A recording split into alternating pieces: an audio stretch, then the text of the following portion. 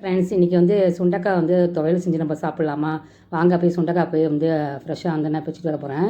இப்போ சுண்டக்காய் வந்து நம்ம வந்து குழம்பு வச்சாலும் சாப்பிட மாட்டேன்றாங்க. ஆயிலில் நம்ம வந்து ஃப்ரை பண்ணாலும் பசங்க வந்து சாப்பிட மாட்டேன்றாங்க. எப்படியாவது நம்ம பசங்க நம்ம சாப்பிட வைக்கணும் இல்லையா? அப்போ நம்ம வந்து துவையலாக செஞ்சால் இட்லி, தோசை, சாதத்துக்கு வந்து பார்த்திங்கன்னா நீங்கள் நெய்யும் ஊற்றி சாப்பிட்லாம், நல்லெண்ணெய் ஊற்றி சாப்பிட்லாம். சுண்டக்காவே தெரியாது, அந்த அளவுக்கு வந்து பார்த்திங்கன்னா நல்லா டேஸ்ட்டாக இருக்குங்க.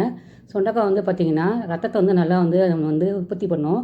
இப்போ கடாயில் வந்து பார்த்திங்கன்னா நல்லெண்ணெய் ஊற்றிக்கிங்க. நான் சுண்டக்காய் வந்து கழுவிட்டு என்ன பண்ணியிருக்கேன், தட்டி வச்சுருக்கேன். சின்ன வெங்காயம் கைப்பிடி போட்டுக்கோங்க.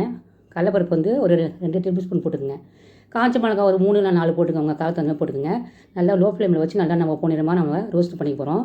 சுண்டக்காவையும் நம்ம நசுக்கி நம்ம அதில் போட்டு நல்லா வந்து ஒரு 7 நிமிஷம் நம்ம வந்து நல்லா வதக்கி போகிறோம். பச்சை வாசனை போகிறப்ப நல்லா வதக்கி போகிறோம். இப்போ வந்து நெல்லிக்காய் அளவுக்கு வந்து பார்த்திங்கன்னா புளி கொஞ்சமாக போட்டுக்கோங்க. புளியே உப்பு போட்டுக்கோங்க, தேங்காய் போட்டுக்கோங்க. கொஞ்சம் தண்ணி ஊற்றி நம்ம மிக்ஸில் வந்து நம்ம நைஸாக அரைச்சி நம்ம வச்சுக்க போகிறோம். நார்மலாக வந்து பார்த்திங்கன்னா சுண்டக்காய் இதுமாரி வந்து பார்த்திங்கன்னா இது வந்து மருத்துவ குணம் வந்து நிறையா இருக்குங்க. அதனால் நம்ம வந்து பசங்களுக்கு வந்து வாரம் ஒரு முறை நம்ம வந்து பசங்களுக்கு வந்து நம்ம செஞ்சு கொடுக்கணும். இந்த ரெசிபி பிடிச்சிருந்ததுன்னா லைக் பண்ணுங்கள், சப்ஸ்கிரைப் பண்ணுங்கள், கமெண்ட்